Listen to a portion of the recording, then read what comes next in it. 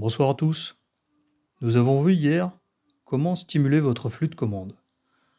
Ce soir, je vous propose autre chose. Nous allons voir comment pérenniser ce flux de commandes. Il s'agit donc d'une petite notule complémentaire. Je pense qu'elle est indispensable. Pour quelle raison? Avant tout, parce que ce qui importe en premier lieu, dans la profession de biographe, et plus largement de rédacteur de contenu, c'est l'assurance d'avoir toujours du flux. La rentabilité est une notion relative. Elle n'obéit pas au seul paramètre du revenu généré sur tel ou tel travail. Alors je m'explique.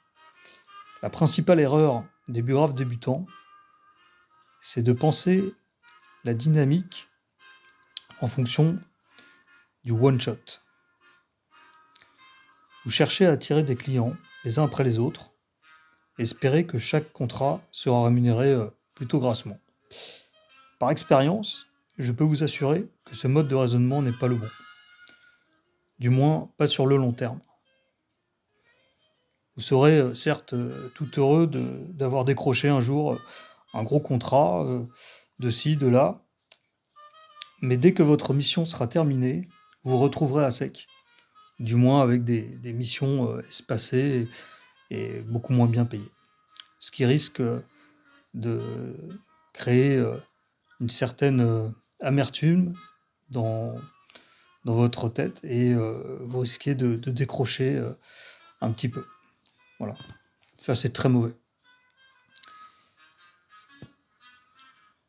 Pour éviter ce genre de déconvenus, donc, pensez avant tout à garantir votre flux d'activité sur le long terme. Comment faire? L'impératif, c'est de considérer que les contrats avec vos futurs clients priment sur les revenus générés au cas par cas. Pour pérenniser le flux, il faut donc sortir de la pensée one-shot, comme je vous l'ai dit, et tout faire pour garder vos clients au-delà d'un premier contrat. L'idée, ce sera de les accompagner sur le long terme en écrivant pour eux des livres au-delà de la stricte biographie. Vous devez vous centrer indispensablement sur les besoins de votre client.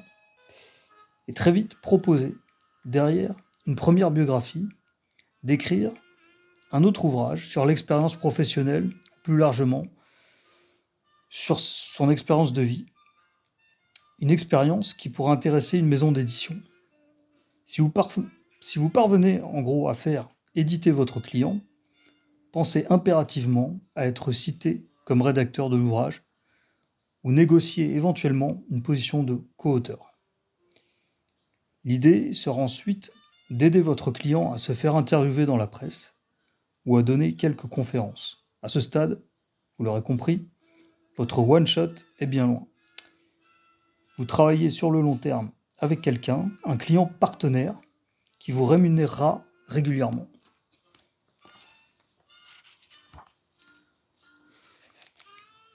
Il vous rémunérera en fonction de ses besoins. Vous devez avoir l'acuité nécessaire pour comprendre qu'un bon client, ce n'est pas un client qui va forcément vous payer cher, mais un client qui va devenir partenaire ou qui va vous porter et vous apporter d'autres clients. Pour la petite histoire, il m'est arrivé d'avoir obtenu 4 nouveaux contrats de biographie grâce à un premier client qui m'a recommandé successivement à des proches.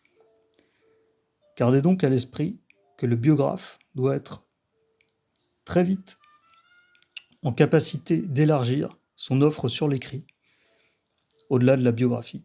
Le concept de biographie, d'ailleurs, peut être élargi à la communication professionnelle profonde de l'individu. À mon sens, le métier de biographe commence précisément lorsque vous avez dépassé le stade de la retranscription. C'est un métier beaucoup plus vaste que ce que vous imaginez spontanément. Voilà. Trêve de caquetage, je vous dis bonsoir. À bientôt.